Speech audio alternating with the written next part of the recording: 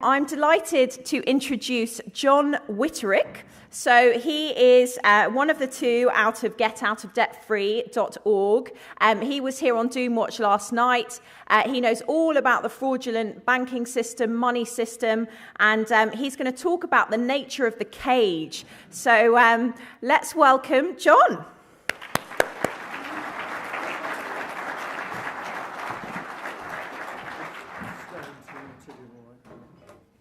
Thank you.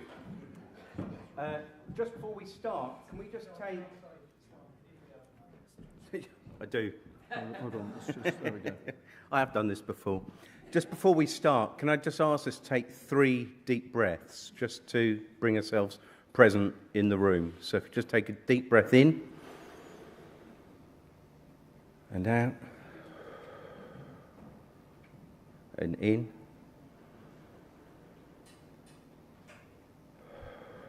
and the last one. And just bring your consciousness just into your heart, and that will connect us all together for the rest of the day. And we're going to have an amazing day. What an event. Can I just have a round of applause for the guys that have organised this? Absolutely wonderful.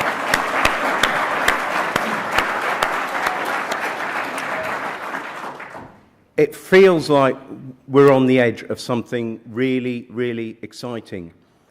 I first woke up to all this sort of stuff back in the early 90s, and all we had, I didn't know anyone else that I could talk to about this stuff to. And all we had, can you all remember Nexus magazine? Yeah, it's still going. But this is all we had. Back in early 90s, I suddenly came across this, I came across an old copy of Nexus magazine, and it said, "Is the Federal Reserve privately owned?" Yeah, can you believe it? And you think how far we have come as a movement since then. This was before you could get on the internet, before you had videos. A few of us had dial-up, but there was nothing on the internet at all. So, we forget, sometimes we feel we're not going fast enough, and we want to we want to just tell everyone and wake everyone up. But I think we've got to look back and see how far we've actually come. And I know my personal journey, I feel in myself, I've come an awful long way. The reason I'm getting up and talking about money isn't because I've got a degree in economics. I think that would actually hold me back, because I think that's all smoke and mirrors and actually hides what the problem is. But I just ended up, like a lot of us, I ended up in debt. And I sold a business, didn't get paid, and ended up in a huge amount of debt. I basically had to sort out my problem. So what I did, I basically came across a lady called Mary Elizabeth Croft. And who's heard of her? Brilliant. So good, over half the people in the room. I mean, that's absolutely fantastic. If you haven't heard of her, get onto the internet and look at this book. It's an amazing book. But what was happening, I'd sort of had a bit of a sort of wake up. My life had changed a lot, and it's very difficult when you're talking about spirituality to actually put it into words and explain what it is. But I'm sure a lot of us here have had a bit of a sort of wake up to what's going on and feeling different in themselves. So I was looking for a way of dealing with my debts in alignment with my sort of new ideas on, around myself and my relationship to the universe, for want of a better word. And I came across this book, and how I clobbered every cash confiscatory bureau known to man. I mean, it's a remarkable book. And I thought, fantastic, this is it, I've got the answers. So what I did, I got onto, this was about sort of 2005, something like that. And I thought, brilliant, this is amazing. So I Googled Mary Elizabeth Croft template letters, expecting thousands of results. There was nothing. So I thought, this is going to be difficult. So what I did, I actually reread the book twice. And the last time I read it, I made notes so that I understood the book completely and got where she was coming from. I then put some template letters together, and I then sent them off to the debt collectors who were hounding me. And at the time, I was when the debt collectors phoned up, I'd sort of say, hello, and my voice would go croaky. I'm nervous now.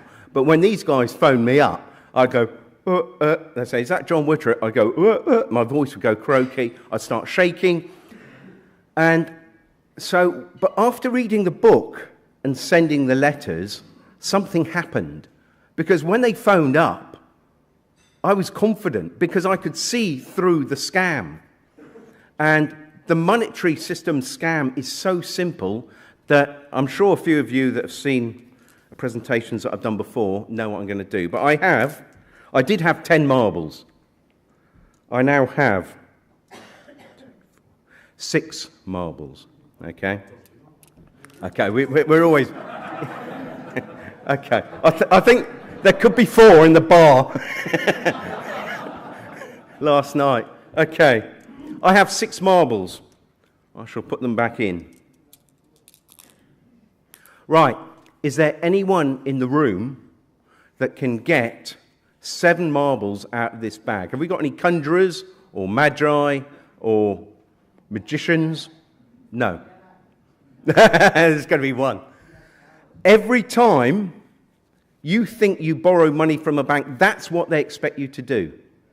And it's impossible to get 7 marbles or 11 marbles from 10 marbles. The extra marble doesn't exist, and it never does. And what happens, we're all chasing that invisible marble. And this is what's happening in the financial system. When they create money out of nothing and then expect you to pay interest on top of that, that money doesn't exist. And what it does, it creates a world where everyone hasn't quite got enough, to the point where half the world's starving. And it also creates a situation where you've got 1% of the world with over half the resources. I actually think 0.1% of the world have actually got the majority of the wealth on the planet. It's not even 1%. It's not 1 person in 100. So, but anyway, so what I did, once I actually came across these letters, I thought, there's a little voice in my head which it kept saying, you've got to put this on a website. And I thought, yeah, I'll do that at some point. But then the voice got louder and louder and louder, to the point where I put up a really simple template, and that was the first version of Get Out of Debt Free. It was, anyone remember that? Yeah, that's fantastic, fantastic. So, yeah, not many people see that. And it sort of, I think the first month, I had about 5 people sign up. And then I started going down the local pub and doing talks on a Friday night, which was madness, because all the locals were just like filling themselves full of beer, and there was me talking about 9/11 and UFOs and stuff like that. And of course, they had a field day, and I'm still known in the village as Conspiracy John. But I then got spotted by a few people in Bournemouth who had been sort of meeting and getting groups together, and then suddenly they started turning up. So when the locals started taking the piss, they'd turn round and go, shush, yeah, we're trying to hear what he's saying. And I actually started getting people take me seriously. I then did a talk at the TPUC conference, and then a lot of the truthers were aware of the website, and it got to the point in 2009. So this is still a few years ago, and my mate phoned me up. He said, something's going on. He said, the figures on the website, the server's almost crashed. We suddenly had an article in The Guardian by the Credit Services Association, which is basically, they were in a room like this, but they all had suits and ties on, and they decided there were 5 websites they wanted removed from the internet. And Get Out of Debt Free was one of those websites. And a Guardian reporter there wrote the story up, and we had hyperlinks from the Guardian newspaper website to Get Out of Debt Free. The traffic went through the roof. We went from page 4 or 5 on Google for most of the search terms to page 1 overnight. I remember you can hide a dead body on page 2 of Google. And within a few weeks, we were number 1 on Google, where we've remained ever since. So, and we've got, it is, The latest incarnation of the website looks very, very slick, a little bit too slick for some people, but we are now a mainstream. We are now the mainstream. So it's looking like a mainstream website. And so it's looking professional and tidy. And I'm not suggesting anyone actually do this, but somebody spotted this on Brighton seafront in chalk. And can anyone say, it's not very bright picture, but it's getoutofdebtfree.org, across the seawall. So, I mean, it's amazing. So, and I just feel fortunate to be part of this movement and be able to share this with so many people. None of the original work was my own. I don't take any credit for it. It was Mary Elizabeth Croft, didn't get the template letters up. She's been in contact with me in the last sort of year or so and actually said thank you for getting a load of traffic to her website, and I had the opportunity of thanking her for her amazing work. But, as George Carling says, just because you got the monkey off your back doesn't mean the circus has left town. Okay, which is like, yeah. So I don't have any debt problems because I no longer have personal debt. I'm supposed to actually have my own share of the national debt, which is up to about 5 trillion, which if you actually printed that in £50 notes and put it on pallets, it would actually 5 trillion. I know 1 trillion in £50 notes would cover a football pitch and a half with the pallets stacked one on top of the other. So we're talking figures here which are absolutely ridiculous. So, excuse me. What's the problem with money? Well, yesterday we had Justin, and he explained a lot of the problems with it. But the wonderful thing is the bankers themselves don't keep it a secret. Because what I'll often do is ask, anyone here ever had a loan? Yeah, all hands go. And I go, no, you haven't. You've never had a loan in your life. There isn't, and they haven't got money. We get this idea. We're told at an early age that what you do, you put your savings in a bank, and the bank lend your savings, and that's absolute rubbish. What's happening is every time you get a credit card, a loan, or a mortgage, they're creating brand new money. And if you don't believe me, well, I've got some quotes coming up in a second, but just like Monopoly, I say it's worthless paper, only 3% is actually in notes and paper and effectively debt-free, although it's got nothing backing it. So just like Monopoly money, it's completely worthless. And then if you want £1 million, if a bank needs £1 million, all it does on a keyboard, tap, tap, tap, £1 million. There it is. Simple. So, if you don't believe me, here we've got Mervyn King, ex-governor of the Bank of England now, and he said when banks extend loans to their customers, they create money by crediting the customers' accounts. He's actually saying they create money, and he's not the only one. Here we go, Ralph Hawtrey, former Secretary of the British Treasury. Banks lend by creating credit. They create the means of payment out of nothing. I mean, there's loads of them. There's loads of them. So I'm not the only one. And there we've got, this one, this is a Lord Adair Turner. The financial crisis of 2007-2008 occurred because we failed to constrain the private financial system's creation of private credit and money. So you would think they'd have learnt something by now and put something in place to stop it happening. But of course, when Justin actually contacts the Treasury Committee looking after sort of finance, they're not interested in solving the problems because basically the banking system is running the government. People say, is the Bank of England, does the government own the Bank of England? And I say, no, the Bank of England owns the government. Seriously. And I remember, when I read Nexus magazine, the actual article was about 5 pages long, and it went into a huge amount of detail. But all I remembered about the Federal Reserve is it's not federal and there's no reserves. And that's all you need. That's all you need. I mean, we laugh about it, but it is laughable. It's completely laughable. And, we are entirely dependent on banks' actions because they create and distribute 97% of the money supply. And who gets the money and for what purpose basically comes down to the bank. And, our current form of capitalism has no concept of right and wrong. It only recognises what is profitable and what you can get away with.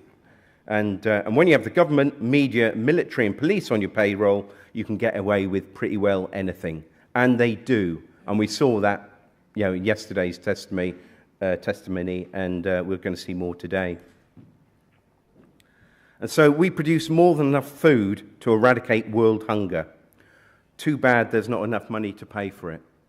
And so I honestly believe that the monetary system is the root of all the problems on the planet. I really do.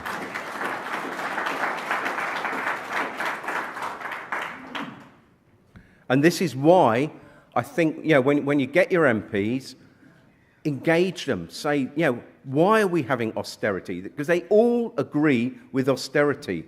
We should be living in an era of abundance.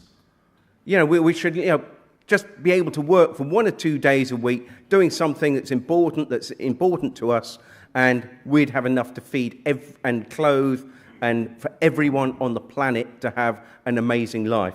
But we're going to get there.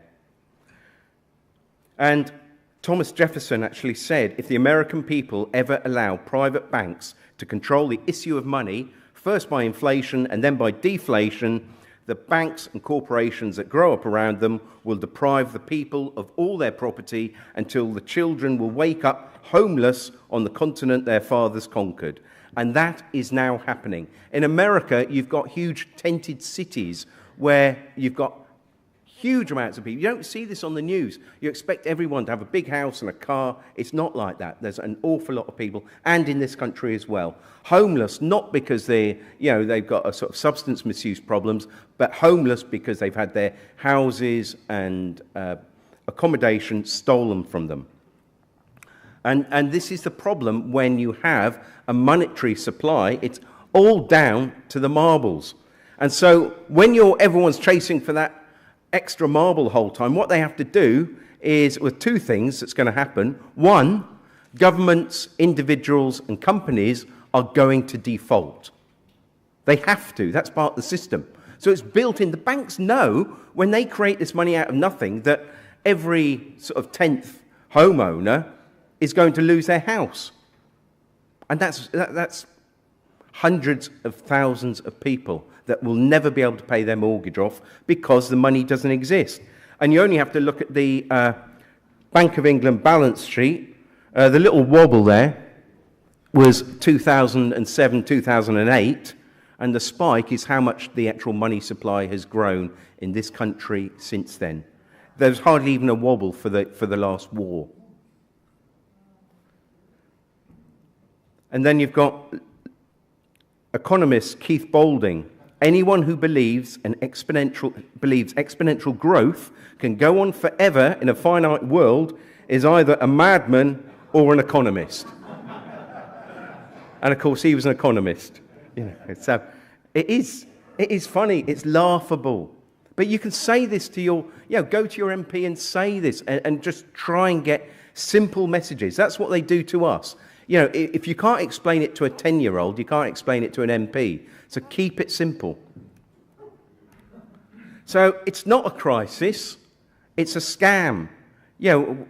It's designed like this. It's designed to take wealth from the poorest, most vulnerable people in this country or on the planet and give it to the most powerful and the richest.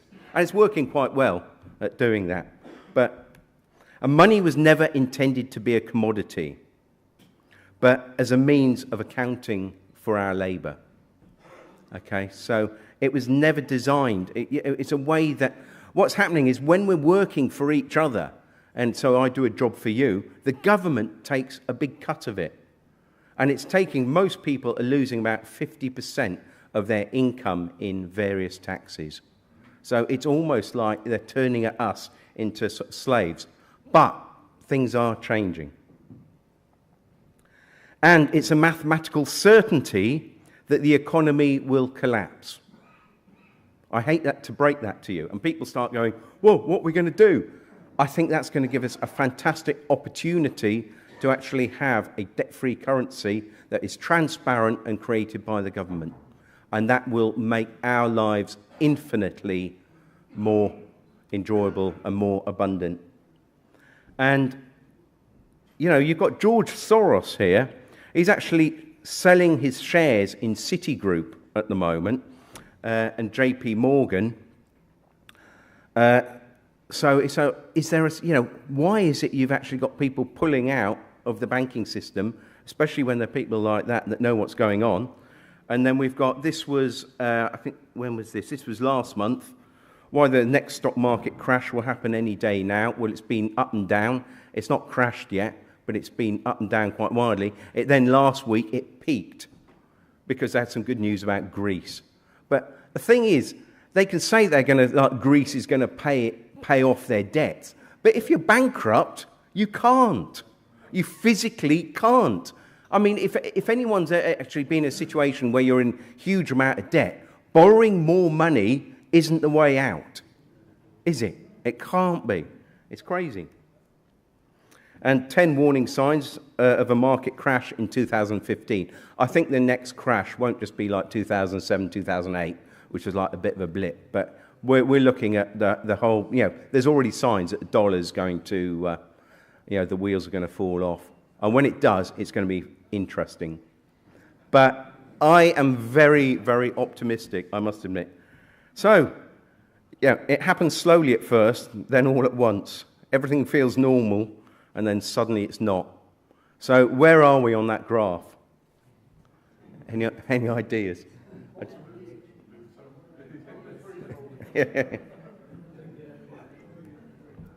But just like Monopoly, at the end of the game, it's all got to go back in the box, hasn't it?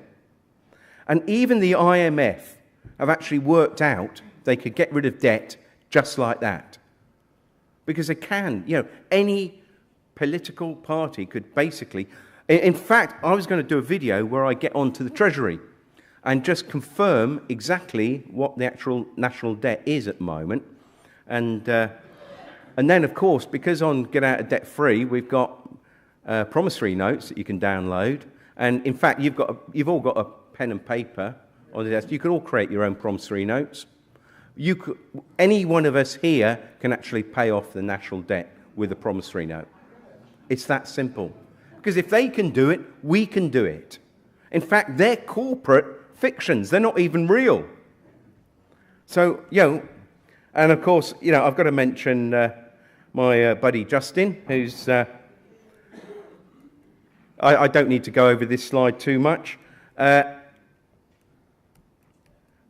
I came from Guernsey, and in Guernsey, we had the same thing in after the Napoleonic War. Basically, the island was bankrupt. They created their own money, and it turned the island around. It built a new harbour, it built a seawall, it built buildings for the public, and it literally made the island prosperous. And we're still living with that prosperity to this day, except they turned it into a tax haven.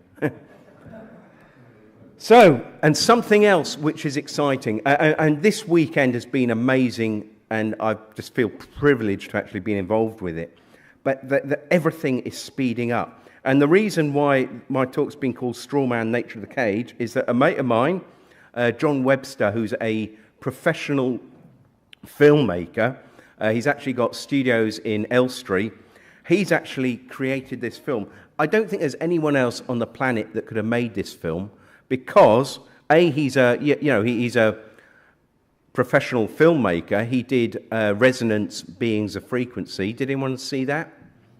Yeah, a few of you. Brilliant film, documentary film about the connection between mobile phones and the population of bees. And It was brilliantly researched. He has researched everything in this documentary about money, about law, and he believes that the documentary would stand up in a court of law. So it's very powerful. I'm going to play it at the end, so I'm just going to go to the end of my slides. The most important thing I say is respect authority. Does anyone agree with that? Okay. Okay. Okay, I will explain. There is only one authority in your life, and it doesn't come from outside. And the reason why, when we started, I just wanted us to take deep breaths is because when you quieten your mind, when you turn the television off, or go for a walk on the beach, or walk the dog, whatever you do, when you go into that sort of peaceful place where you're not up here worrying, you go into your heart, that's where your authority is. And every major decision I've made in my life is actually, in the last few years, it never used to be, but in the last few years, the reason why I've had the opportunity to come to things like this is because I'm working more from my heart than I am from my head. So that's the only authority. Don't look outside for authority, because that's where you get caught up. And the people that think authority is somebody with a gun or a taser or something like that, that's not authority. Authority comes from within. And we're seeing that when people stand in their power, that's how we're going to actually overcome this fraudulent system, because we are in alignment with the truth. It's very powerful. I believe in the months to come, our world is going to change beyond recognition. Our true history will be revealed along with the truth of the system we've been living under. Much technology has been withheld from us and will be released, including power production, health, and transport. War, disease, and pollution will be a thing of the past. And the person that says it cannot be done shouldn't interrupt those people doing it. That wasn't mine, that was like, yeah. And I think we realise that this weekend, the time is now. We're going through a shift in consciousness that the planet has never seen before. And it's wonderful to be here with everyone on the cutting edge of that shift. And there will be challenges. The powers that were may be powerful with their media, money, and armed thugs, but we are infinitely more powerful, and it's time to step into that power now. And Richard Bach said, "What the caterpillar calls the end of the world, the master calls the butterfly." And if I can just finish with a quick poem, words from the Hopi people. We've been telling people that this is the 11th hour. Now you must go back and tell the people this is the hour. To my fellow swimmers, there is a river flowing very fast. It is so swift there will be those who will be afraid, and they will try and hold on to the shore, and they will feel they are being torn apart and will suffer greatly.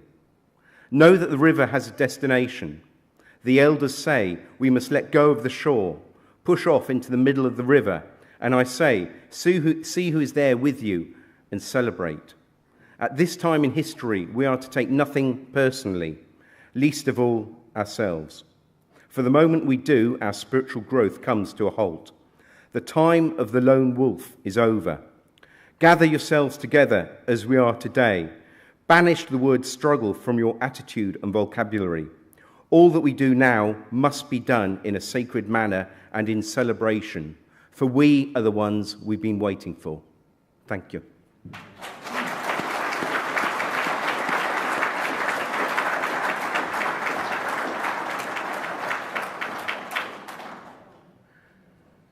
And I'm just going to finish by... We've just got a quick trailer for Nature of the Cage. If we've got time for that? Yeah, we do. Thank you. Work out how to play it. Lost my cursor.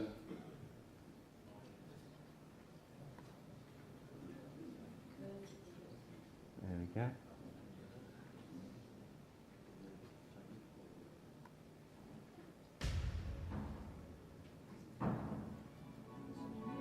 Don't know if we've got any sound on the... So, if you see your name with that title, Yeah. Mr. or Mrs., or they use our name in uppercase, this is back to Admiralty law. The legal fiction is an abstract term to explain a concept, and so is the term straw man. With debt collectors, people assume when a debt collector comes round that they have actual power. They don't. They have no power whatsoever. They only have the power that you give to them. 90% of the crime, or 99% of the crime they perceive that is crime, is actually called victimless crime. There is no victims, and crime can only exist if there is a victim.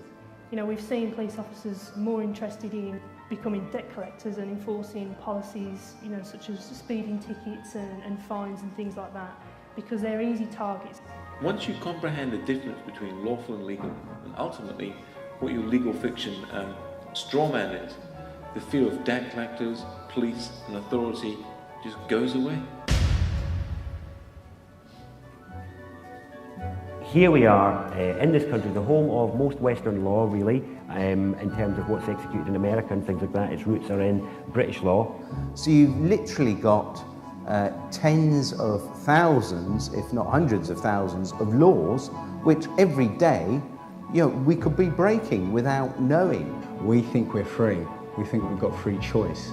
If you get the average man or woman walking the street, and you say to them, "The law says this, you must do this," they will do it. They will just comply. We're enforcing policies, acts and statutes which, when looked into, are not actually necessarily lawful. Lawful is according to the law, and the law is don't cause injury, harm or loss to people or their property. Legal pertains to our legal system and where statutes and acts come from. And it's a system that doesn't actually relate to common laws. Black's Law Dictionary states that a statute is a legislative rule of a society given the force of law by those who consent. One of the precepts that they work on is a legal maxim, which is, let he who be deceived be deceived. Funny enough, you look at the bottom of the birth certificates, most of it say, warning, this is not a means of identification. So it's actually telling you it has nothing to do with you whatsoever. It's just a legal mechanism to maintain that they know what slavery they're dealing with at that point of time, because you're a thing to them, you're an inferior. And that is pretty much their attitude. You have to have a system that no one understands in order to enslave people. The courts and the police, the government are all corporations, and they're working together against us. What's happened for us in this country is that now public is considered governance, private is business, and the people are nothing. They don't exist. They have no power or meaning. They are the ones to be bullied and trodden upon because they're just the little businesses. You realise that the whole thing is a charade, and it's like smoke and mirrors. You can see the whole trick now. You know, the whole. When you have that aha moment, it's like staggering. You know.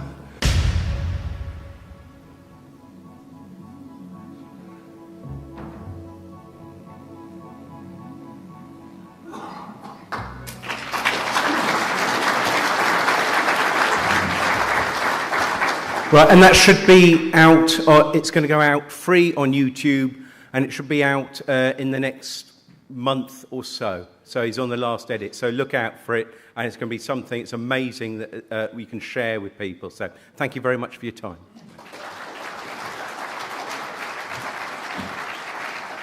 Thank you, John. That was an amazing talk, and I love the trailer.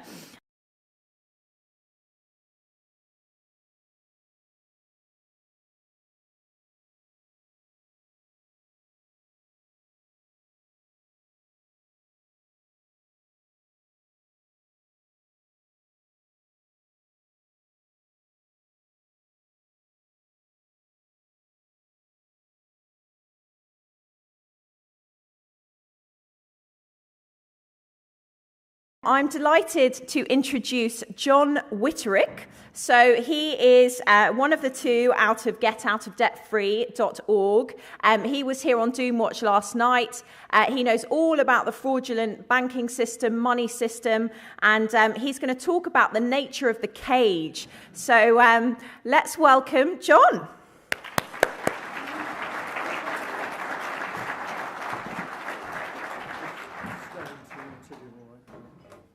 Thank you.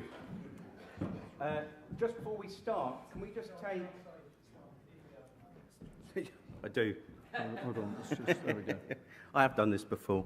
Just before we start, can I just ask us to take 3 deep breaths just to bring ourselves present in the room? So if you just take a deep breath in and out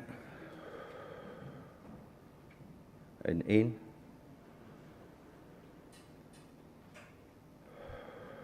And the last one. And just bring your... We want to we want to just tell everyone and wake everyone up. But I think we've got to look back and see how far we've actually come. And I know my personal journey, I feel in myself, I've come an awful long way. The reason I'm getting up and talking about money isn't because I've got a degree in economics. I think that would actually hold me back, because I think that's all smoke and mirrors and actually hides what the problem is. But I just ended up, like a lot of us, I ended up in debt.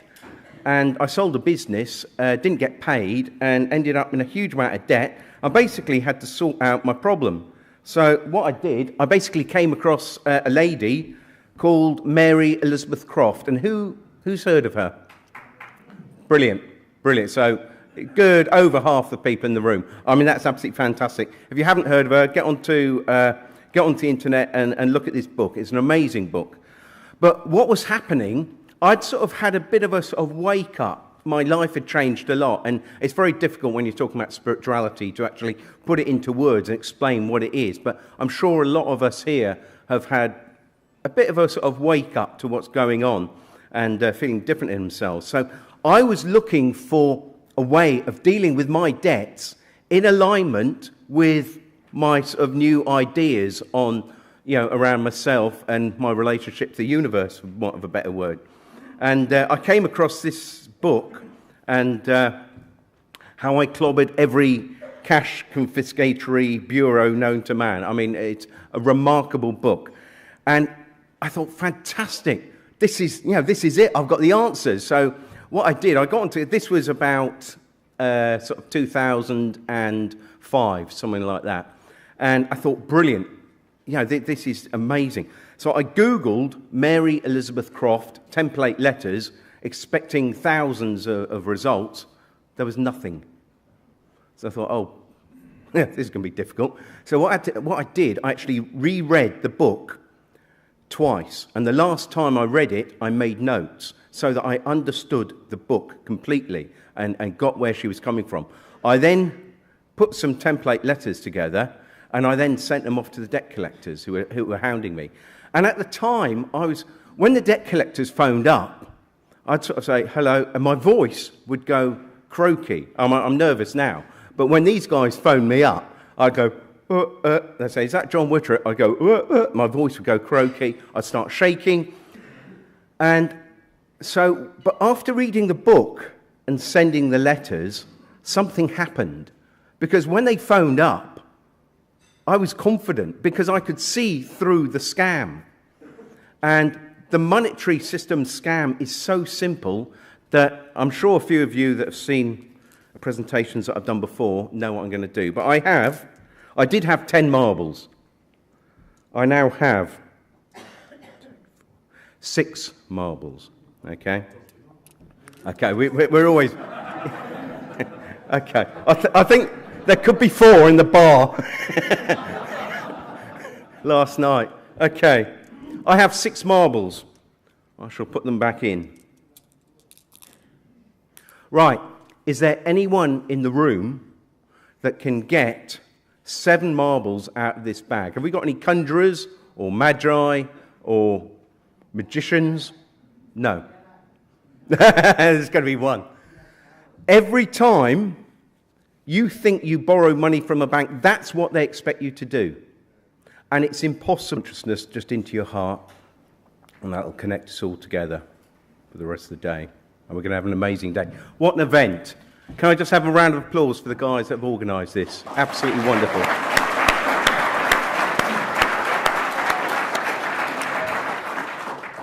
It feels like we're on the edge of something really, really exciting.